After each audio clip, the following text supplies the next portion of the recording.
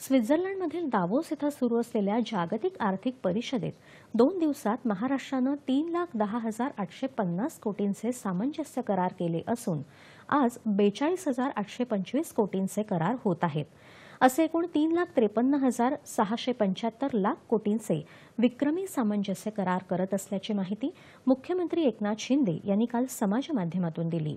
या व्यतिरिक्त 1 लाख कोटींच्या गुंतवणुकीबाबत उद्योगांनी स्वारस्य दाखवलं असल्यानं राज्यावर जागतिक उद्योग आणि गुंतवणूकदारांचा विश्वास वाढला आहे असं सांगत मुख्यमंत्र्यांनी त्यांचे आभारही मानले आहेत. या करारांमुळे राज्यात 2 लाख इतक्या मोठ्या संख्येनं रोजगार निर्मिती होणार आहे. गेल्या वर्षी दावोस इथं झालेल्या करारांपेक्षा यंदा अधिक गुंतवणुकीचे सामंजस्य करार होत आहेत असं सांगतानाच उद्योगपूरक, कुशल मनुष्यबळ आणि झटपट निर्णय घेणारे लोकाभिमुख राज्य अशी महाराष्ट्राची प्रतिमा जगभरात असल्याचं या ठिकाणी जाणवल्याचं मुख्यमंत्र्यांनी यावेळी सांगितलं. अनेक देशातल्या लोकांनी महाराष्ट्राला पसंती दिलेली आहे. महाराष्ट्रामध्ये जवळपास 3,53,675 कोटी रुपयांचे MOU साईन झाले.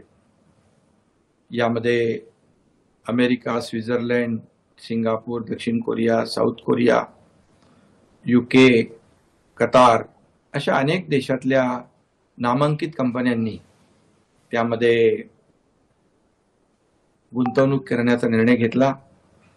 त्याचबरोबर जिंदाल असतील, अदानी असतील, गोदरेज असतील, मित्तल असतील या उद्योजकांनी देखील परदेशी गुंतवणूक या ठिकाणी करण्याचा निर्णय घेतलाय आणि त्याचबरोबर 1 लाख कोटी गुंतवणूक करण्यासाठी अनेक लोकांनी स्वारस्य दाखवले. त्यामध्ये मित्तल आहे, त्यामध्ये UAE आहे, ओमान आहे, या देशांचाही समावेश आहे.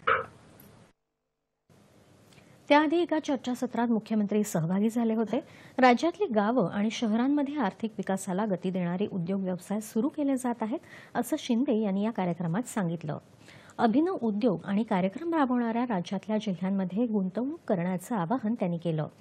समृद्धी महामार्गालगत सरकार औद्योगिक वसाहत उभारत आहे अशी माहितीही त्यांनी दिली. दावोसमधल्या महाराष्ट्र दालनात काल मुख्यमंत्री एकनाथ शिंदे यांनी अदानी समूहाचे संस्थापक आणि अध्यक्ष गौतम अदानी, ज्येष्ठ उद्योगपती लक्ष्मी मित्तल, फ्रेंच वाणिज्य कंपनी असलेल्या लुईस ड्रेफचे मुख्य धोरणकर्ते अधिकारी थॉमस कॉन्टोडियर आणि मुख्य वित्त अधिकारी पॅट्रिक टूवर, चेक प्रजासत्ताक स्थित बिटकोविट्स अटोमिका कंपनीचे चेअरमन डेव्हिड क्रोबो यांची भेट घेतली आणि गुंतवणुकीच्या संबंधित चर्चा केली.